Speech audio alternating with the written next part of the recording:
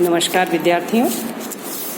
जैसा कि अब तो आप लोग भी हैबिचुअल हो गए होंगे कि लगातार यूट्यूब पे लेक्चर्स आपके डिलीवर हो रहे हैं और शायद आपको समझ में भी आ रहा होगा टॉपिक, क्योंकि उसका पीडीएफ भी मैं व्हाट्सएप ग्रुप पे शेयर कर रही हूँ और साथ के साथ अगले जो चैप्टर्स हैं उसको समझाने की भी कोशिश कर रही हूँ।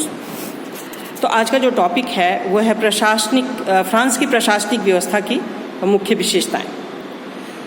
जैसे कि जानते भी हैं, पहले मैंने थोड़ा बहुत आपको बताया भी था कि सन 1789 की जो क्रांति हुई थी फ्रांस में, उसमें लोकतांत्रिक मूल्य, समानता, भाईचारा तथा मानवाधिकार के प्रसार हेतु कल्याणकारी शासन व्यवस्थाओं की मांग उठने लगी और उसी कारण से कल्याणकारी राज्य की स्थापना के प्रादुर्भाव कह सकते हैं या उस भावना ने बल पकड़ा और सभी राज्य अपनी जनता के लिए, अपने नागरिकों के लिए अधिकतम संभव कल्याणकारी सुविधाएं उपलब्ध करवाने के लिए कार्य करने लगे।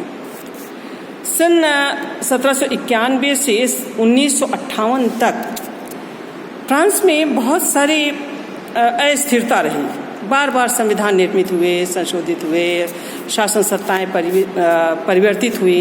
इस चक्कर से इसी कारण से वही जो प्रशासन है वो भी उसमें अस्थिरता का जो दौर जारी होने के बावजूद जो प्रशासन है वो स्थिरतापूर्वक कार्य करता रहा। उसका मेन कारण ये था कि वो उसने जब भी संविधान निरस्त हुआ और दूसरा आया, तो जब तक सरकार का गठन नहीं हुआ तब तक पुरानी व्यवस्थाओं के अनुसार ही वहाँ का प्रशासन संचालित होता रहा।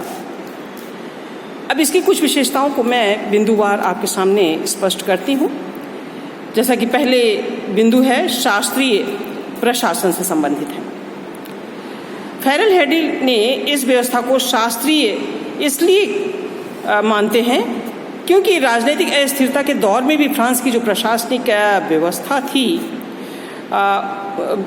वो उसने कभी भी जन कल्याण संबंधित विषयों को छोड़ा नहीं, उसको तिलांजलि नहीं दी, बल्कि उसे लगातार संचालित करती रही। पूर्व नीतियों और योजनाओं के अनुसार जनता को विभिन्न प्रकार के कल्याणकारी उसका लाभ उनको मिलता रहा है। इसी उसमें डायमंड ने भी कहा है कि गणराज्य समाप्त हो जाता है किंतु प्रशासन बना रहता है। ये फ्रांस के संदर्भ में इन्होंने कहा था। और हर्बर्ट लूथी भी मानते हैं कि फ्रांस में जब संसद कार्य नहीं कर रही होती है तो पूर्व के निर्णयों से प्रशासन संचालित होता रहता है, इसलिए प्रशासन में स्थिरता बनी रहती है, उसमें अस्थिरता नहीं हो पाती। दूसरा बिंदु है राज्य की सर्वोच्चता। राज्य द्वारा जो निर्मित कानून और नियम होते हैं प्रशासनिक व्यवस्था के लिए मार्गदर्शक हमेशा बने रहे। और आज भी अगर हम फ्रांस की शासन व्यवस्था की बात करें तो वहाँ पर लोक प्रशासनिक व्यवस्था कुशलतापूर्वक कार्य करती रही है, किंतु स्वयं को सर्वोच्च सत्ता अर्थात राजनीतिक कार्यपालिका और संविधान के अधीन ही स्वीकार करती है। मतलब अपने आप को सर्वोपरि नहीं मानती, बल्कि वहाँ पर सर्वोच्च सत्ता और संविधान, जो राजनीतिक स्तर की जो कार्यपालिका है और संविधान को ही हमेशा सर्वोच्च माना है। और यहाँ की प्रशासन ने अपने आप को कभी भी सर्वोच्च नहीं माना और न ही कभी उच्च अधिकारियों ने अपने अधिकारों का दुरुपयोग किया। अगली विशेषता आती है केंद्रीकृत प्रशासन से संबंधित है। इसमें ये हम कह सकते हैं कि फ्रांस का जो लोक प्रशासन है प्राचीन काल से ही केंद्रीकरण की प्रवृत्तियों से ही युक्त रहा है और इसमें राजनीतिक अस्थिरता के दौर में भी प्रशासनिक व्यवस्था एवं सत्ता के केंद्रीकरण के मार्ग पे ही चलता रहा। उसमें कई व्यवहारिक कठिनाइयाँ भी उत्पन्न हुई। गणराज्य की जब स्थापना हुई तो उसके पश्चात नेपोलियन बोनापार्ट पुनः राजतंत्र स्थापित करना तथा प्रशासन केंद्रीकृत करके पेरिस तक समेटना उस तत्कालीन परिस्थितियों का प्रतिफल था। लेकिन आज भी प्रशासनिक कार्यकरण जो है केंद्रीकृत बना हुआ है, उसी व्यवस्था को अपनाए हुए है, केंद्रीकरण की प्रवृत्तियां बनी हुई हैं। हालांकि 1982 के सुधारों के पश्चात विकेंद्रीकरण के प्रयास होने लगे, लेकिन अभी भी महत्वपूर्ण निर्णय पेरिस के द्वारा, जो पेरिस में मंत्रालय और निदेशालय स्थित हैं, उनके द्वारा ही संचालित किए जा रहे हैं। अगली विशेषता एकात्मक शासन से संबंधित है। जिस तरह से ब्रिटेन की भांति फ्रांस में भी एक स्तरीय अर्थात संपूर्ण देश का एक ही विधायिका तथा सरकार होती है। भारत या अमेरिका की तरह राज्य सरकारों का अस्तित्व पृथक से नहीं है, लेकिन फ्रांस को प्रादेशिक क्षेत्रों में विभक्त किया गया है। लेकिन ऐसा जो विभक्तिकरण किया गया है वो प्रशासनिक सुविधा के लिए किया गया है, न कि शासन की दोहरी इकाइयों को कार्य और अधिकार सौंपे गए। इस तरह से हम कह सकते हैं कि यहाँ पर एकात्मक शासन व्यवस्था ही पाई जाती है। अगली विशेषता जो है वो प्रशासकीय राज्य एवं विस्तृत कार्य क्षेत्र से है। गार्नर ने अपने विचार व्यक्त करते हुए कहा है कि राज्य की इच्छाओं की पूर्ति जिस संगठन द्वारा होती है उसका नाम सरकार है। सरकार के 3 अंग व्यवस्थापिका, कार्यपालिका और न्यायपालिका जब नागरिकों के कार्य एवं इच्छाओं मुख्यतः जैसे कार्यपालिका के माध्यम से जब पूरी होने लगे तो इसका मतलब है कि वहाँ पर प्रशासनिक राज्य की स्थापना हो चुकी है। और अगर इस रूप में हम देखें तो आज हमारा जो भारत देश है वो भी प्रशासनिक राज्य है। फ्रांस का प्रशासनिक राज्य है ही, लेकिन हमारा भारत देश भी एक प्रशासनिक राज्य है, क्योंकि प्रशासन के जो भूमिका है वो अधिक महत्वपूर्ण होती जा रही है। क्योंकि जब कार्यपालिका प्रधान हो रही है तो उसके साथ प्रशासन भी महत्वपूर्ण होता जा रहा है।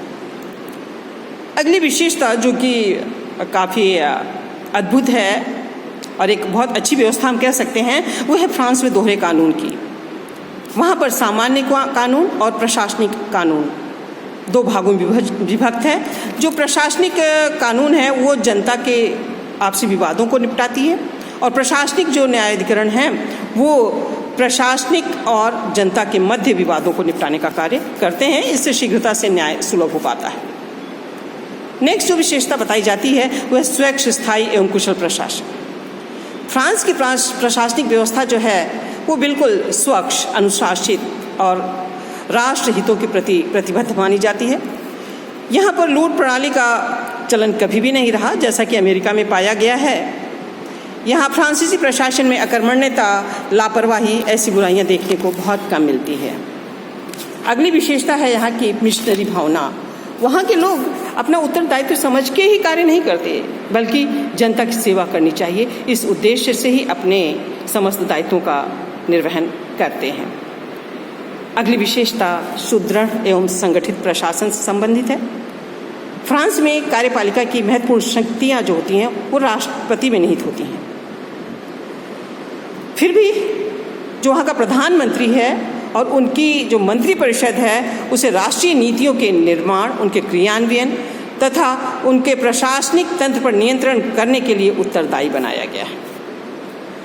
फ्रांस के जो प्रशासनिक संरचना है उसके शीर्ष पर मंत्रालय होता है, जिसका राजनीतिक मुखिया मंत्री होता है।